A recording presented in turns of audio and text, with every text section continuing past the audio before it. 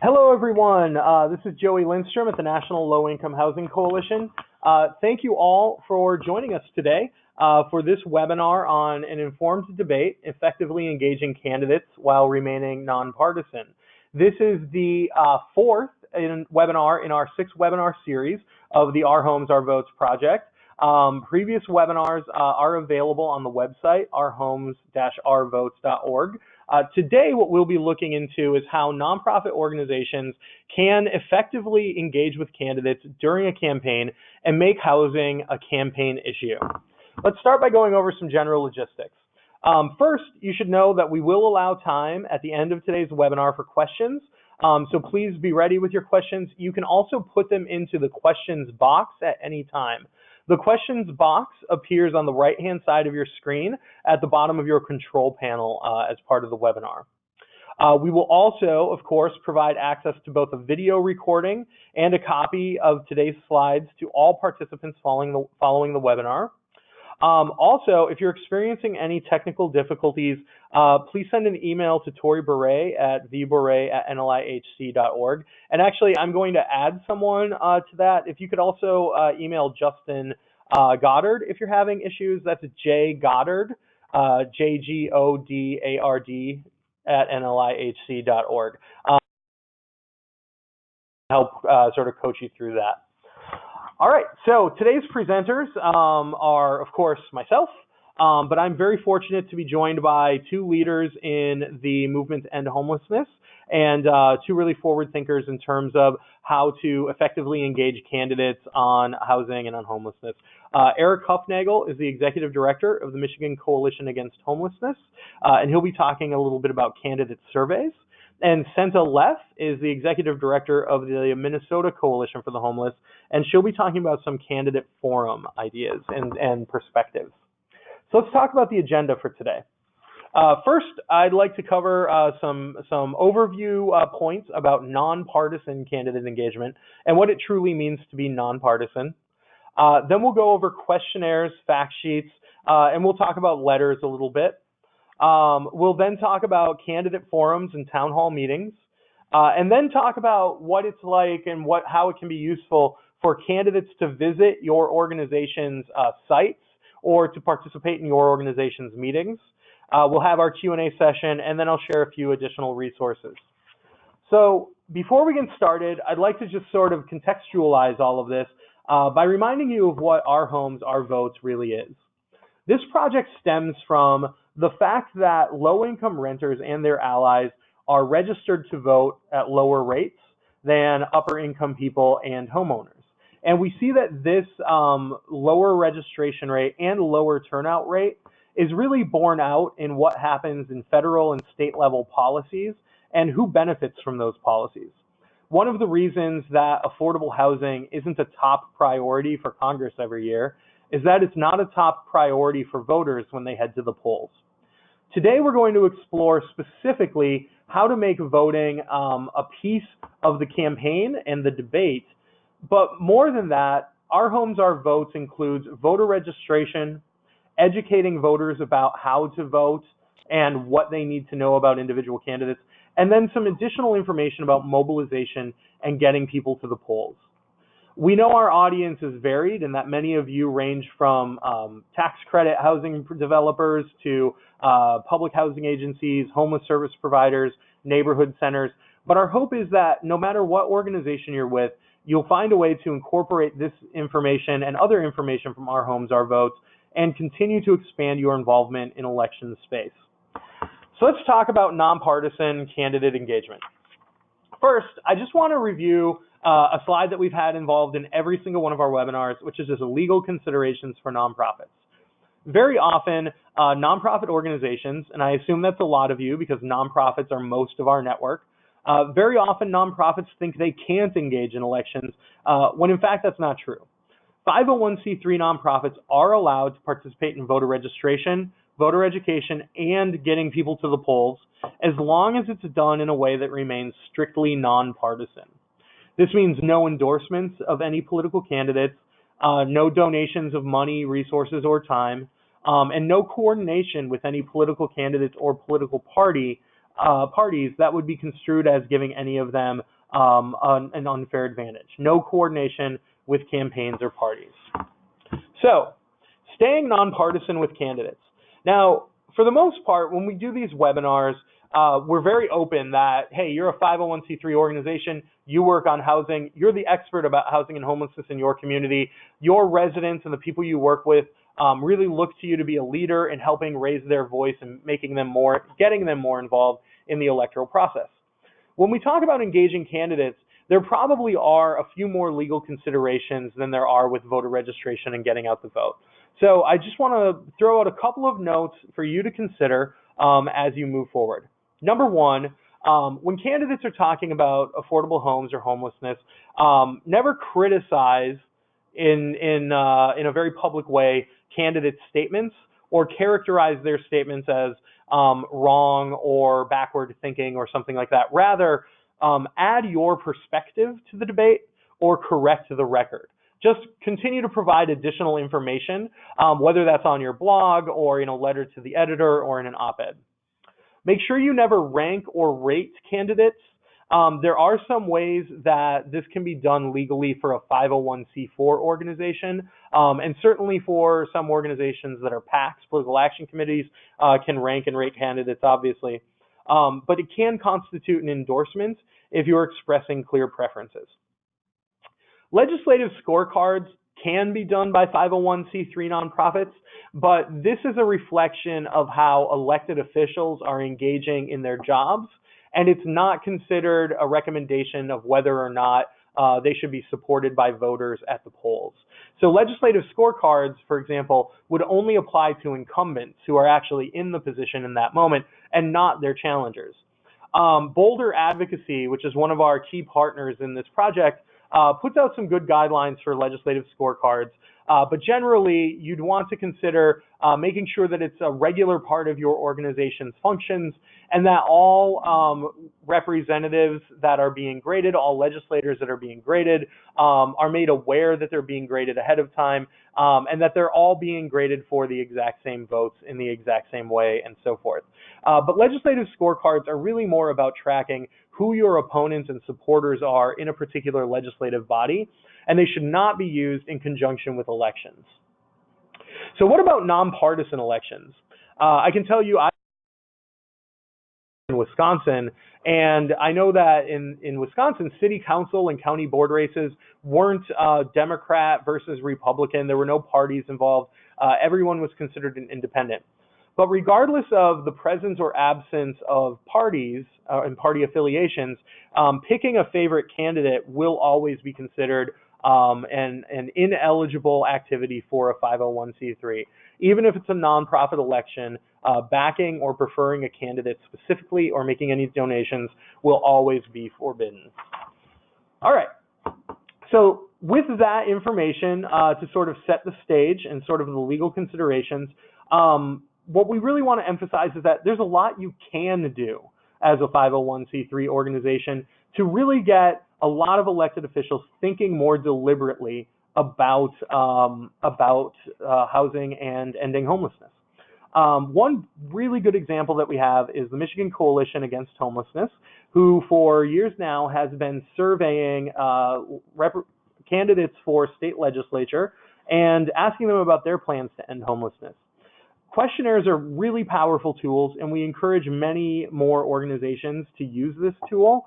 I think we have a great example to start with, so I'm going to turn it over now to Eric Huffnagel, and when he's done sharing about Michigan, I'll come in and share a few more key considerations for candidate questionnaires. Eric, please take it away. Got it. Thank you, Joey. So I wanted to talk a little bit about the experience that we've had with candidate surveys. And as Joey had mentioned, it's something that we initiated a number of years ago. And the idea was that we had not seen anything that was related to the issue of homelessness or to housing. And so we wanted to do something to really capture that specific issue and put it out in front of elected officials. But we also had other intent as well, which I'll go through. So if we can move ahead to the next slide. And so, why are we doing it? The simple answer is engagement. The idea is that we want to engage those candidates that are running for office. Some of them will be folks who have been serving in that capacity, but others will be new. We want to make sure that we talk to them directly, get information to them, and hear from them. Next slide.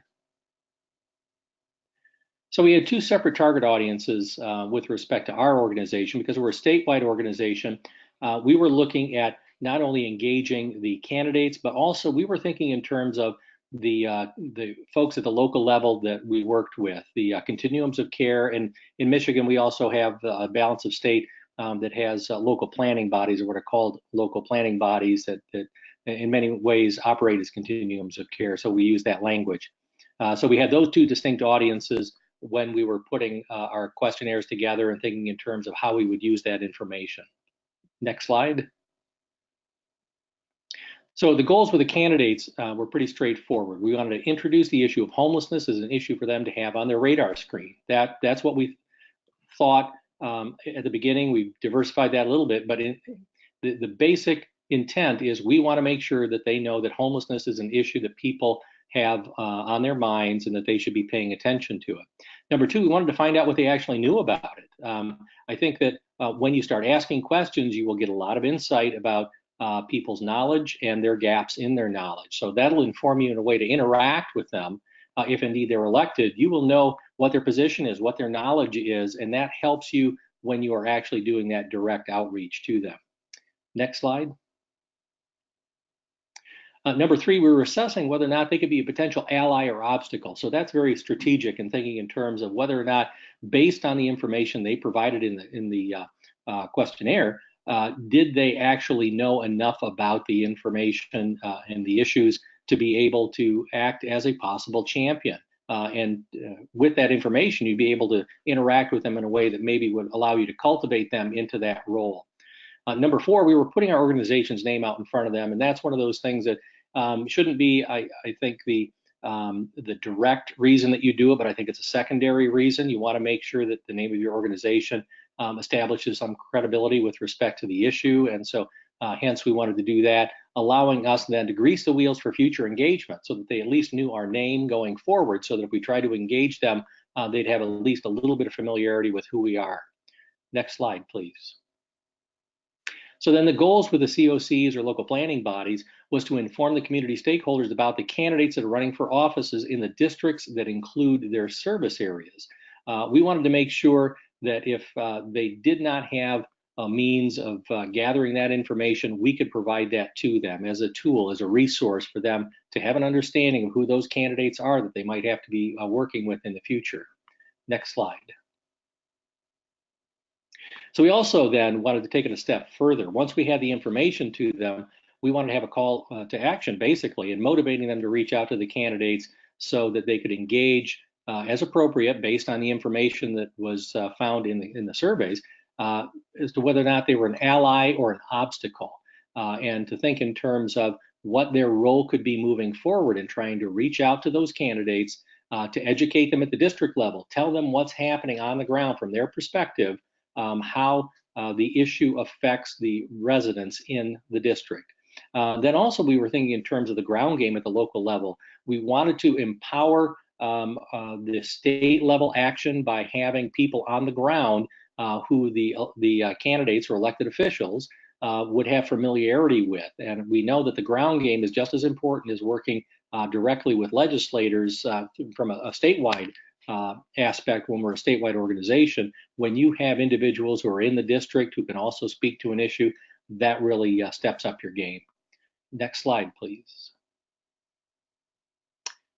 So education at the district level, what we're talking about is correspondence, introducing the issue and stakeholders on the ground in the district. So communicating directly with the elected official, the candidates for elective office, which would also include something that is being referenced in Joey's remarks, and will be a little bit later, invitation to attend a meeting. You know, that's how you start to build those relationships with people, is by identifying ways to interact with them in different ways and expose them to the issue in ways that they may not have familiarity.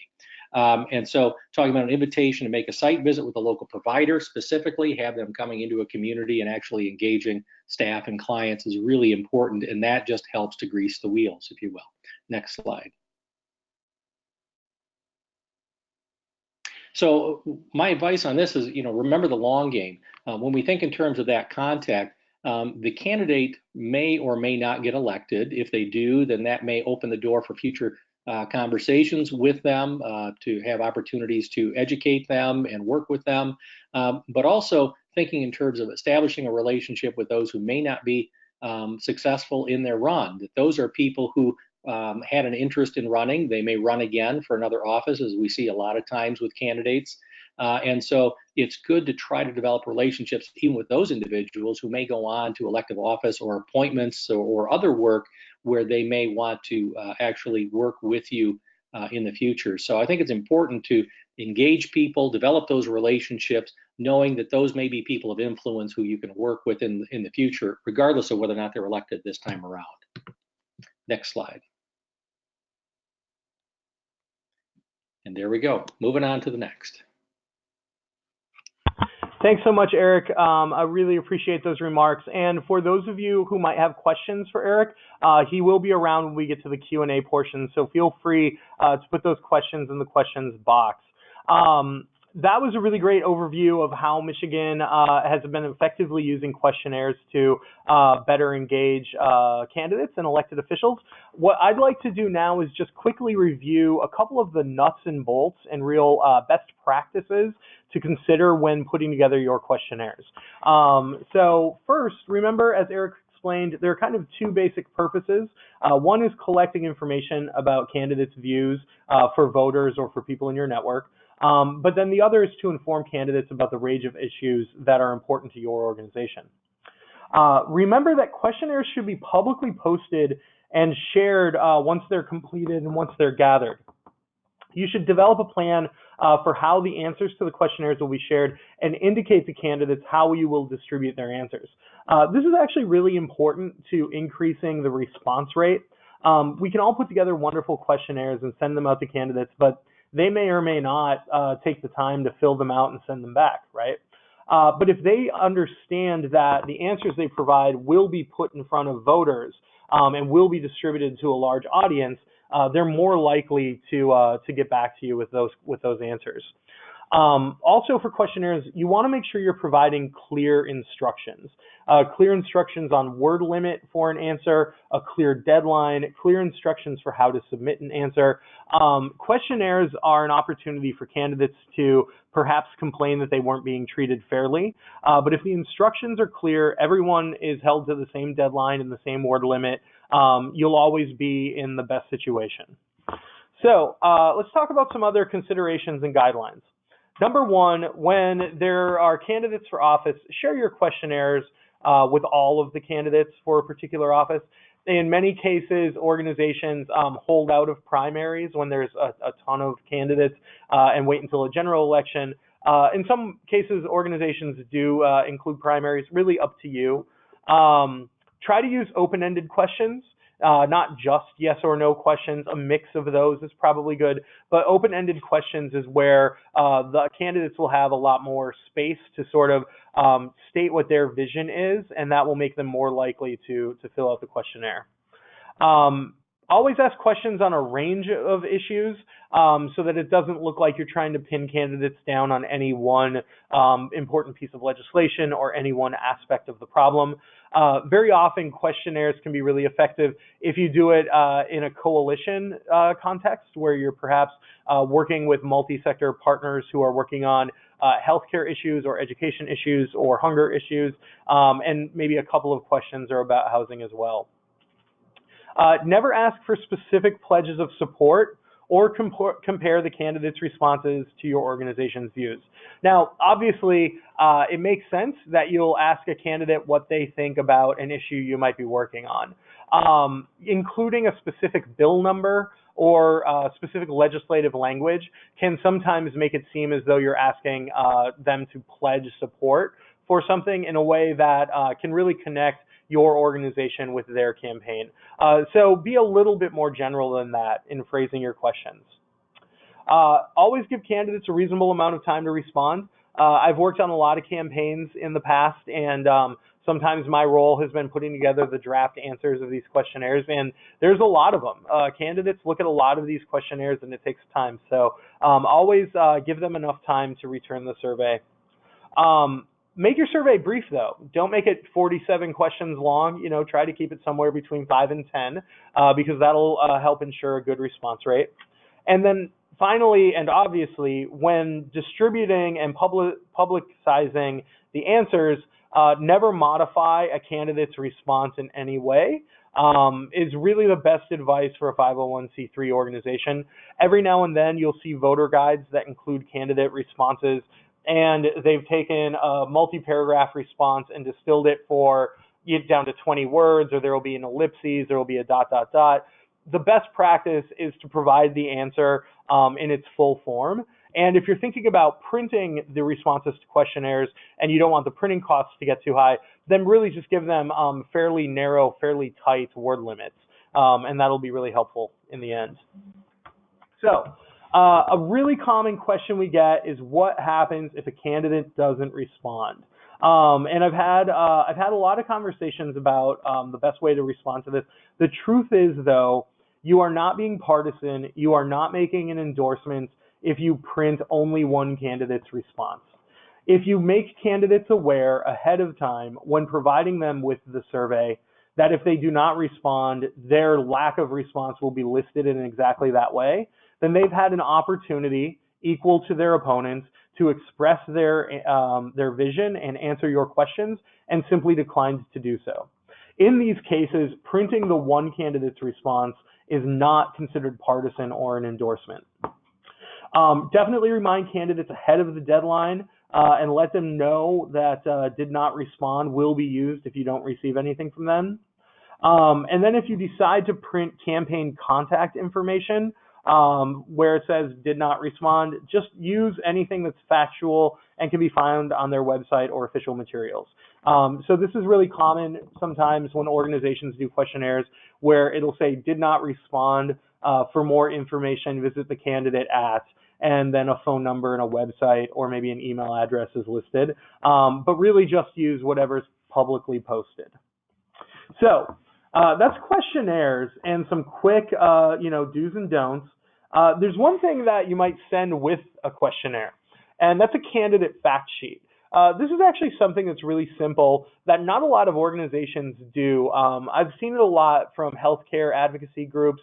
I would love to see more housing advocacy groups do it. And a candidate fact sheet comes with the tone of, dear candidate, thank you for stepping up and running for public office.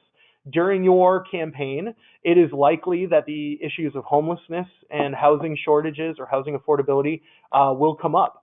When these issues come up, we want you to have the best information possible. And this is information that you would provide to all of the candidates in the race. The information can include things like housing wage, renter cost burdens, information from the point in time homeless count, how many people are homeless on any given night, and increasing segregation in housing. There are a lot of really great data points that can be included in these letters, and getting these fact sheets to candidates can be extremely helpful early on because it'll prevent stereotypes and unhelpful stigmas from being used in the campaigns when people have the actual information. There are a lot of good data sources you can draw from in putting together a simple fact sheet. The NLIHC housing profiles, including the state housing profiles and congressional district profiles, always have good information that you can use. The state housing profiles now also include a breakdown of the types of people who live in subsidized housing, whether it's people who are senior citizens, people with disabilities, people who are wage workers, people who are caring for a family member, and so forth. And that really helps to break down a lot of the stigmas as well. You can look at the National Housing Preservation Database and the profiles on that website, which list how many properties will be having their affordability expire in the near term and how prevalent that is in your state or community. You can also look at the Center on Budget and Policy Priorities state and national housing fact sheets that break down the amount of subsidies that go to each program in each state. But you can also do that more narrowly for a particular geography or city simply by using HUD carts, which is a really easy to use data system that can help you calculate how much subsidized housing there is in your community and how much subsidy is being put in play in your community, neighborhood, city, county, what have you. Okay, so that's questionnaires and fact sheets. Please do, again, put your questions in the question box at the right-hand side of your screen, and we will get to those in a little bit. But for now, I'd like to move to forums and town halls. We have with us Senta Leff, who will talk about candidate forums in Minnesota. But first, I'm just going to go over a couple of key factoids, and then we'll go into the Minnesota case study. So what you see before you here is a photo from a mayoral candidate forum on affordable housing that took place last year in Atlanta. They actually had, this is a picture of 3 candidates. There were actually 8 candidates who participated. But this was a candidate forum specifically about affordable housing issues. Unfortunately, we see that this is somewhat common for city council or mayoral races and uncommon when people are running for Congress or Senate because, of course, homelessness and affordable housing has to be an issue in D.C. as well as in City Hall. Forums will tend to be more moderated-led discussions with less participant involvement. And forums are often a pretty big endeavor to put together. If you can put this together with a coalition, that's usually very helpful. But affordable housing forums, when they occur, are really strong and really impactful. And you'll find that candidates will participate if you can promise them a packed house of voters who are interested in what they have to say. So, candidate forums, some key considerations. Be sure to invite all candidates and giving equal effort to getting all to attend. There is one additional criteria here that we've added, which is that you can set standards for which candidates do and do not get invited, but that standard has to be impartial. So, for example, if you wanted to say we're only inviting candidates who are polling above 5%, or we're only inviting candidates who got this many signatures to get themselves on the ballot and so forth, that standard can effectively be drawn and it won't be considered an endorsement of the 2 candidates. And I say 2 because it's important to remember that being nonpartisan is different from being bipartisan. Simply inviting the Republican and the Democrat is not nonpartisan, especially if you live in a community where there might be strong independent candidates or strong candidates from additional parties, such as the Libertarian Party or the Green Party, and that sort of third party type campaign. Always ensure, if you have a moderator, that that's someone who is able to be nonpartisan, both in tone and facilitation, and preferably someone who is known to the various candidates and respected by the candidates. Always set time limits for responses so that no candidate is getting an opportunity to filibuster and sort of go on and on. And make sure, importantly, that all candidate materials are kept outside of the space where the event is taking place. This often takes shape of the event is in an auditorium, and then all of the different candidate tables with posters or buttons or stickers are in a hallway outside the auditorium or outside the building. And that keeps the room from having any kind of partisan appearance necessarily. Other important considerations, when you're going through questions from the audience at a candidate forum, it's best if you can screen those questions ahead of time to get a diversity of viewpoints and weed out any questions that are particularly hostile. One of the best ways to do this is to have all people who are attending, when they enter the candidate forum, they can actually write out a question on an index card. You can also have people submit their questions in advance if they register for the event online. You'll also want to set rules for the attendees, for the audience, with regard to applause and holding up candidate signs and so forth. But most importantly, you should always invite the media and write a recap of the event and share it widely, because that is what lets candidates know that this is an event they want to attend in the future, that it's something that people will actually see. A really quick consideration for town hall meetings that is different than sort of putting together a candidate forum or being at one. If you're just going to a town hall meeting that you didn't put together and you want to be heard, try to submit your question in advance or tweet your question before the event. Also, if you can, sit near the microphone. That way, when they start taking questions from everyone, that you'll be one of the first people to get to ask a question. Also consider asking a question with two parts, a yes or no aspect in the beginning and an opportunity for the candidate to offer additional thoughts. You want to include facts in your question as an opportunity to inform the candidate. So I do have one example of what makes a really strong question in the town hall, whether it's an online town hall or one that you're doing in person. And this is just a random sort of sample, which would be, in our community, more than 1/4 of all renters have an eviction on their record. Do you support a new law guaranteeing the right to an attorney for all renters facing eviction? Also, what will you do to decrease the rapidly increasing evictions in our neighborhoods? So this gives a candidate to say yes or no about a specific question and then expand about their own vision. So that's just kind of a quick overview of candidate forums and town hall meetings. But please don't take my word for it. We actually have with us Senta Left from Minnesota Coalition for the Homeless, who can share about recent candidate forums they've done and also one that's upcoming on September 12th. Senta, if you're online, please take it away. Hi, I'm here. Can you hear me? Yeah, we can hear you great. Great. Thanks so much for having me. I'm not connected to the actual webinar, so I can't see which slides might be up right now, but I've been listening closely, and it sounds like everyone has already heard some really wise pieces of advice.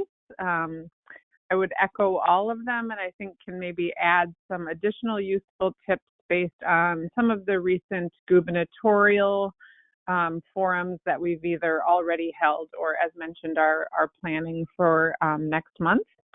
So just by way of quick introduction, the Minnesota Coalition for the Homeless is solely focused on legislative advocacy, community organizing, and strategic communications. So we are not a homeless coalition that, develops housing or provides services. So this sort of work is right up our alley, and it's all we do, and we do it well. The points I've heard that I would just echo, well, you must invite candidates from both parties. It's not necessary to have to invite every candidate in the running. And we had an example last year. So our coalition holds a fairly large annual conference that brings in around 650 guests a year. And last year we had, in lieu of a traditional keynote, we had a gubernatorial forum at a time where we then had a very crowded race for both parties. And that included, several mainstream candidates who all at the time looked like they had, at least a decent shot of becoming an endorsed candidate or making it to the primary. But it also included some fringe candidates that we didn't necessarily want to invite. And so it was mentioned earlier to use some objective measurements for who you invite, and that only secures your organization, in not looking like you're preferring one candidate over another, but it also makes it really easy to just turn down or say no to a candidate who might call you up and wonder why they weren't invited. A few notes about the moderator piece.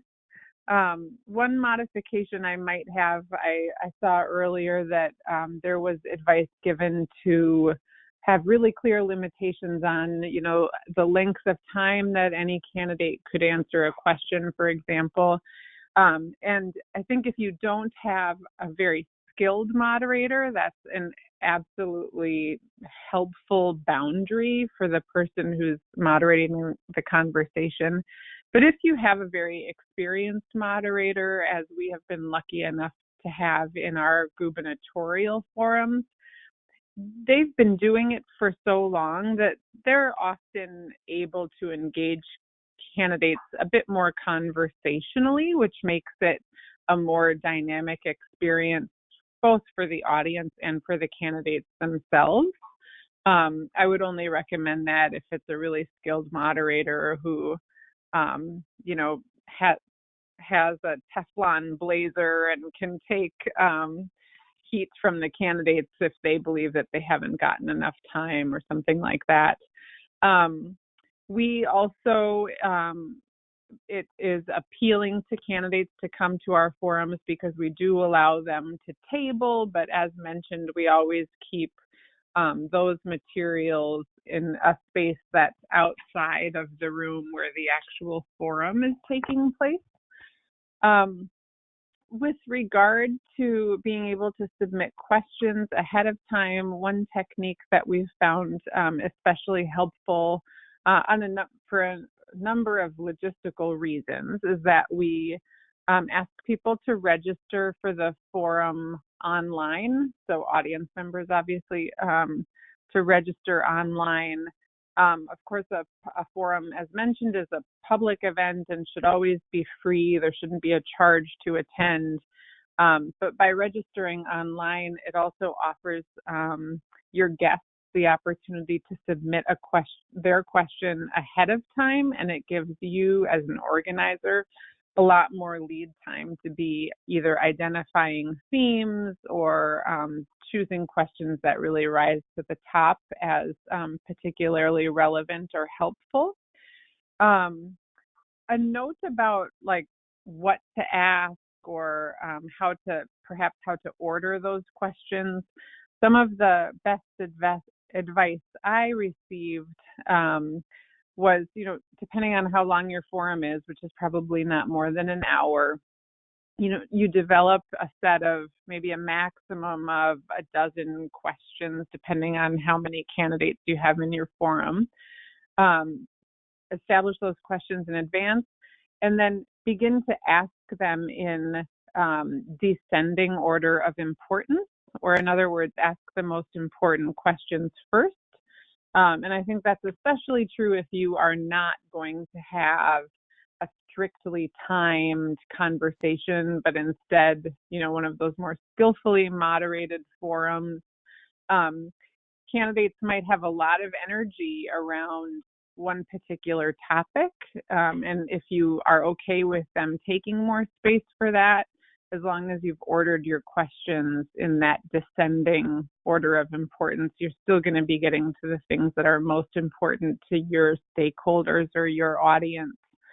I think the questions that you ask are also a really great way to, both the questions that you ask, but also the educational information that you send in advance to candidates serves the purpose of educating them, as well as helping them feel comfortable, right? Because not all of your candidates are going to feel like a housing expert, but if you send great educational materials far enough in advance, it eases their comfort level and makes the space more inviting for them.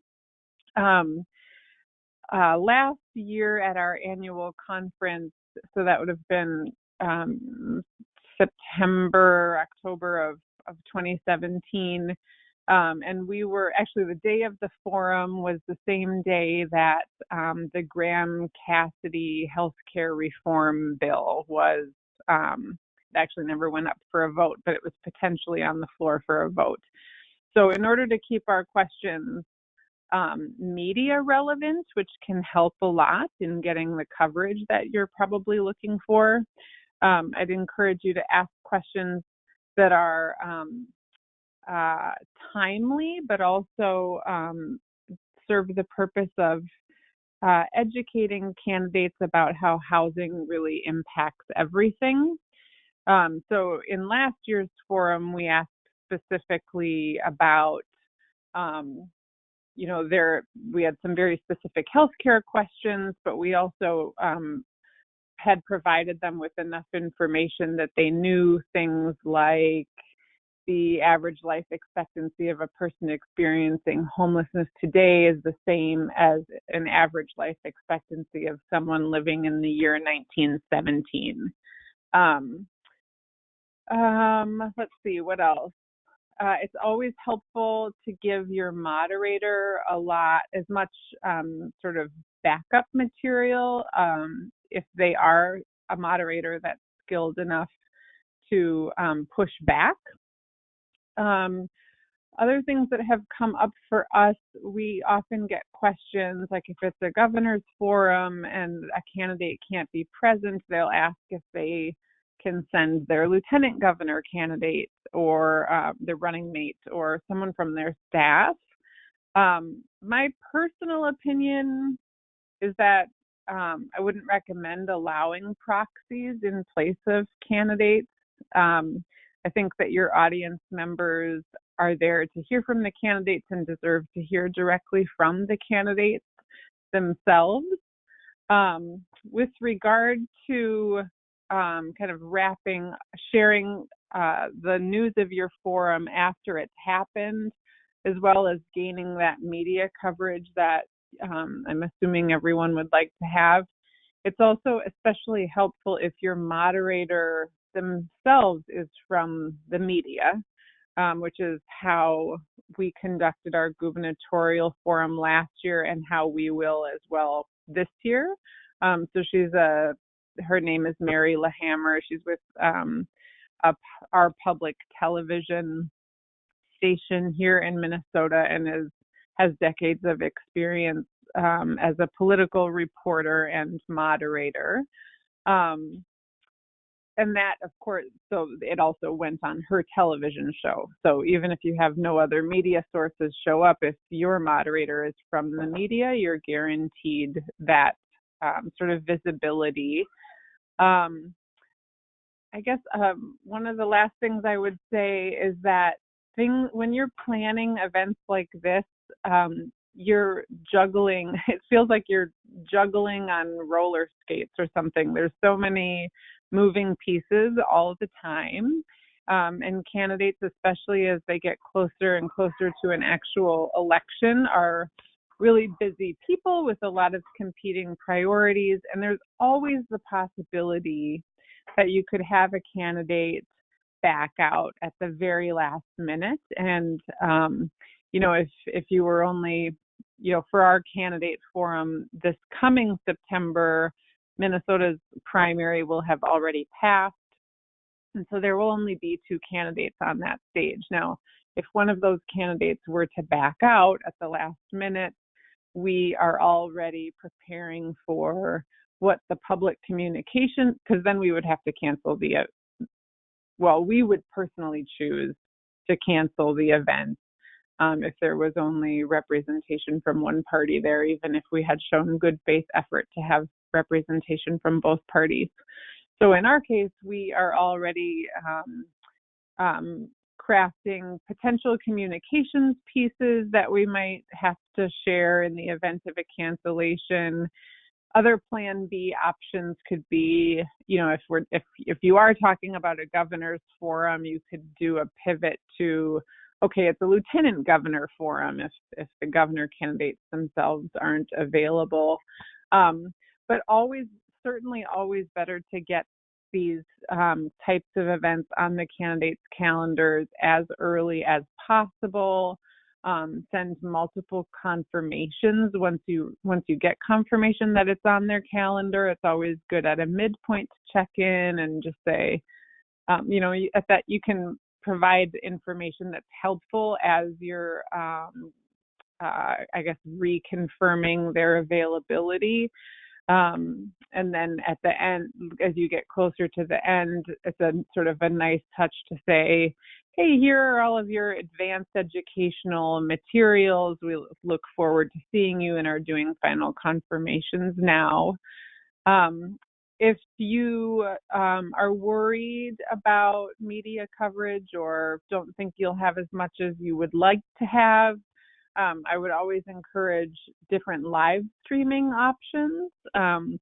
of course, there's Facebook live streaming and probably other social media live stream platforms. Minnesota has a nonprofit called The Uptake, which for a fairly reasonable fee will professionally live stream the event, and that just obviously expands your visibility as well as your audience. I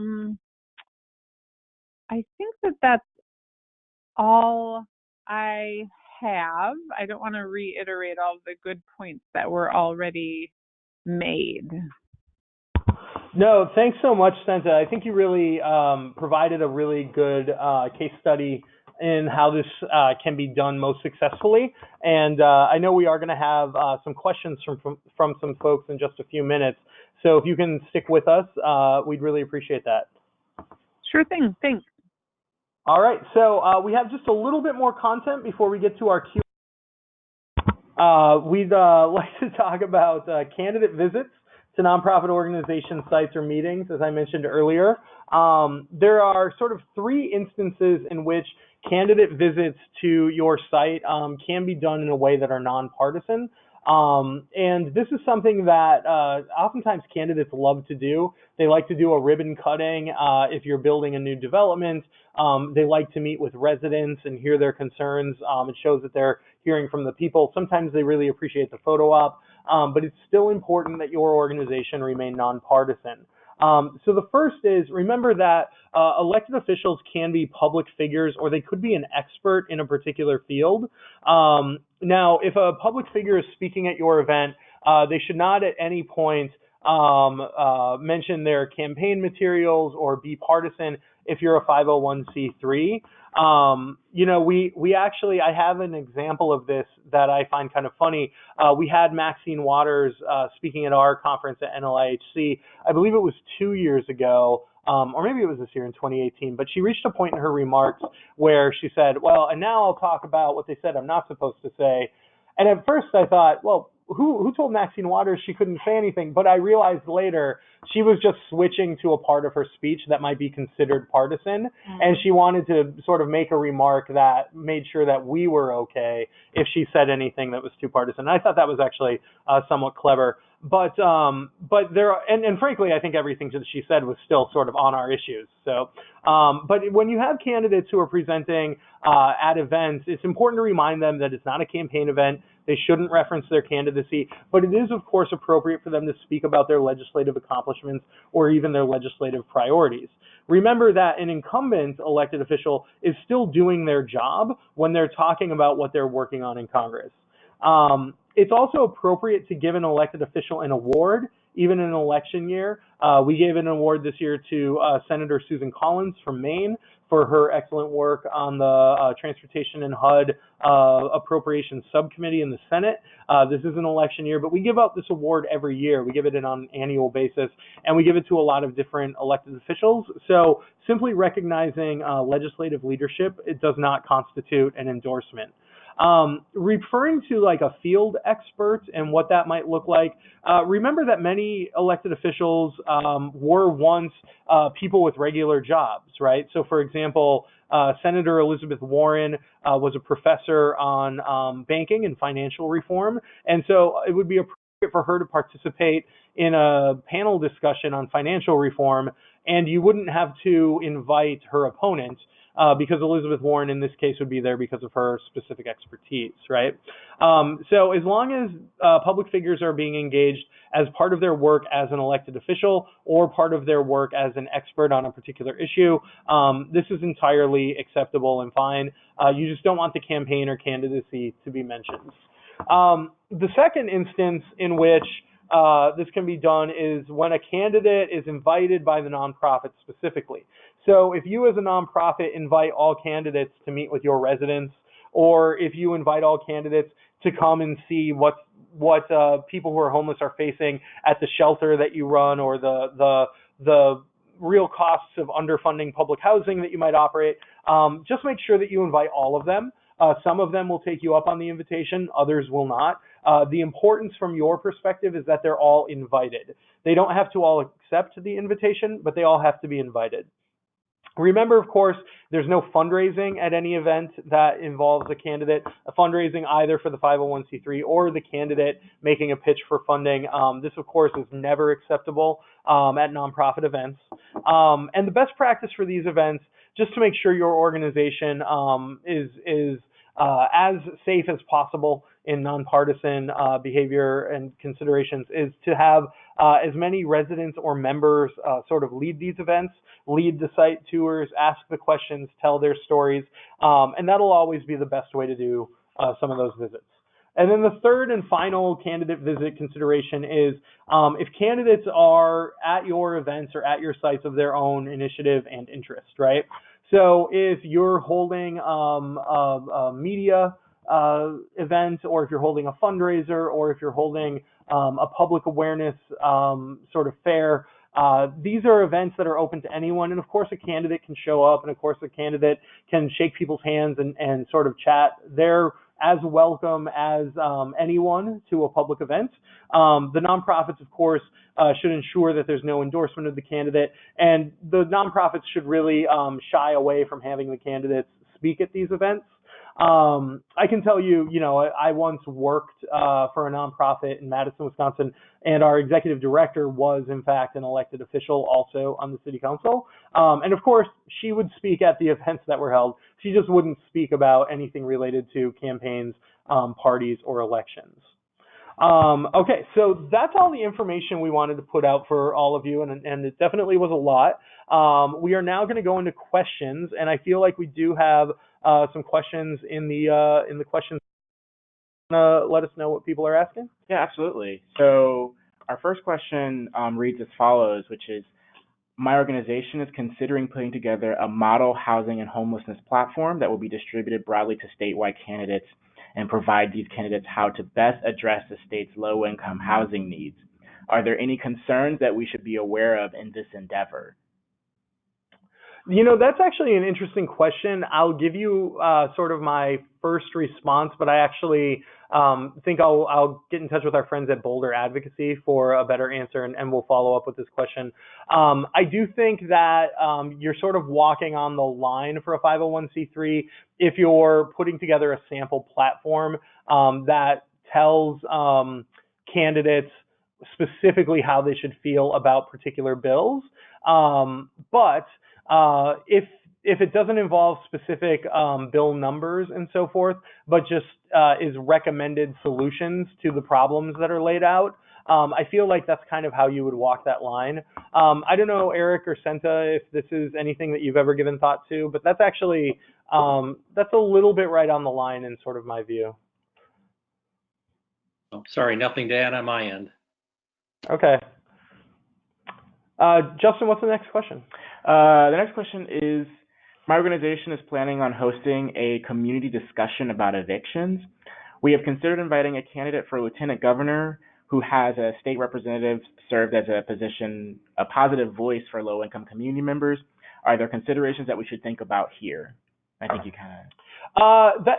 this is sort of along the lines of what I was just talking about. I think it's appropriate to invite that lieutenant governor that lieutenant governor candidate, if that candidate has a history of working on this specific issue that you'll be talking about it at the event. If the candidate is someone who's just kind of broadly supportive of issues like this one, then that can be seen as giving a platform to one candidate and not another candidate. And frankly, you might want to extend the invitation to all candidates in that situation. The next question is, what advice do you have related to tweeting or retweeting candidate positions on housing? That's an interesting question. I would say that tweeting or retweeting candidate positions is completely acceptable, especially because if the position relates to the work that you do and the mission of your organization in serving people, then that's really just kind of within your role to elevate public conversation on solutions to problems that you deal with every day. I can't imagine that is problematic unless when retweeting a candidate position, you also say, vote for this person or consider voting for this candidate because they're a champion on our issues. I think just a raw retweet is just exposing people to how the issue is being discussed in your community. This is Senta. Sorry, this is Senta from MCH. I would just add to that. I think it can do a lot to add visibility, particularly if you're lean on that media piece and if that's one of your goals. Absolutely nothing wrong with tweeting comments made in a public forum. And we usually create a hashtag. I know other organizations do this as well.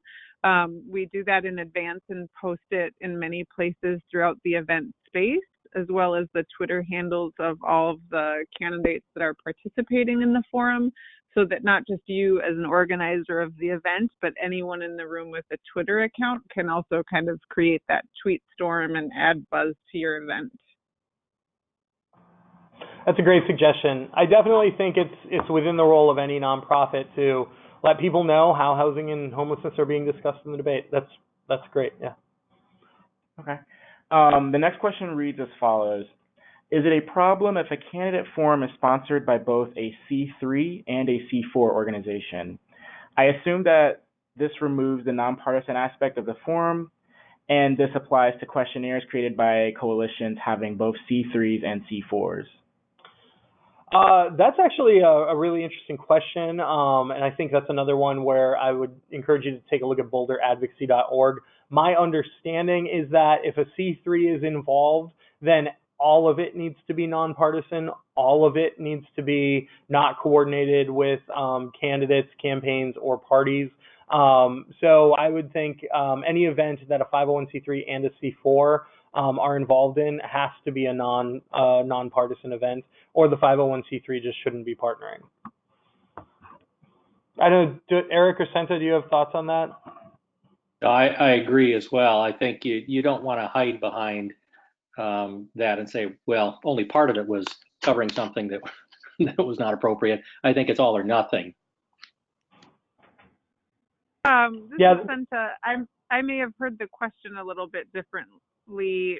I mean, if the question is whether or not you can host a candidate who has been endorsed by a 501c4, that wouldn't, I mean, we would host candidates that have been endorsed by any number of bodies, but I may have misunderstood the question. Yeah, I think the question was asking, can you host a forum and have it be sponsored by both you, a C3, and also a C4 organization? Oh, I see. Then I agree with the comments already made. Yeah. Okay. That's a great question, though. Thank you. Yeah. And then the final question that I have in the box reads as follows. Residents are considering inviting a current county commissioner who is up for re-election to the resident town hall meeting to ask for assistance and a safety concern. Is this appropriate? Totally appropriate. Yeah. That's a current elected official who has a role in addressing the needs of constituents. And I think asking that elected official to come hear concerns is totally appropriate. As long as, you just mentioned to the county commissioner, please don't say vote for me on whatever date the election is, and then you'll be fine. I can't think of any particular problems with that unless the commissioner themselves goes in a partisan direction with it. Any other questions? All right, well, seeing no further questions, I'm going to finish up with just a couple more pieces of information. If you want to, you can still pop in questions in your questions box. We might return to them by the time we're done. Otherwise, we can respond with an email after the presentation is done. I would like to point out a couple of additional resources, and specifically a couple of the key partners that we've mentioned on this webinar so far. Boulder Advocacy is one that I've mentioned a bunch of times. This is an initiative of the Alliance for Justice, and they really are the experts when it comes to the legal questions. And there were a couple of questions that came up today that really were a little bit in the gray area. So we'll follow up individually with those who ask those questions. But broadly, going to boulderadvocacy.org is a really great resource. We'd also encourage you to check out nonprofitvote.org. They have a lot of great tools on their website where they sort of walk you through how to do a questionnaire and so forth. But they're not the only people who are giving you step-by-step suggestions and directions. You can also find those at ourhomesourvotes.org, where we have a voter engagement plan where you can sort of you're asked questions about, who from your organization will take on registering voters and what will be your voter registration goal and so forth. And accompanying the plan, we have a voter engagement guide that sort of describes a lot of the information that we've discussed here today and other aspects of voter engagement. So then we also, just a few days ago, about 10 days ago now, launched our website, ourhomes-ourvotes.org. This is where you'll find the resources like the tools I just mentioned, various infographics and images that you can use in your materials, as well as articles about what's going on with housing organizations throughout the country who are engaging in election work. Additional helpful links and resources are there. It's still a fairly new website. We're adding more and more content. If there's something that you think we should add, please feel free to get in touch with us. Upcoming webinars. As I mentioned early on, this is a 6-part webinar series. We've got 2 more coming up. They are on Tuesdays at 3 p.m. Next Tuesday, we will discuss educating voters before Election Day, educating them on the candidates, but also educating them on what they need to be able to vote, how they should prepare, how they should be ready for voter ID, and so forth. And then finally, on August 21st, we'll talk about getting out the vote and work on considerations with early voting and vote by mail and giving people rides to the polls and so forth. I'd like to point out that NLIHC is a membership organization, and our voter engagement work relies on the support of members. And I will finish with some contact information for myself, for Eric and Senta, all of whom you heard from today. I see we're a little bit over time, but I'll ask Justin if any other questions popped in. No, it doesn't look like any other questions. Extend a hearty thank you to Eric Huffnagel from Michigan Coalition Against Homelessness and Senta Leff from Minnesota Coalition for the Homeless for their wonderful remarks and perspective today. And I'd like to thank all of you for joining us and being here on the webinar. Thanks, everyone.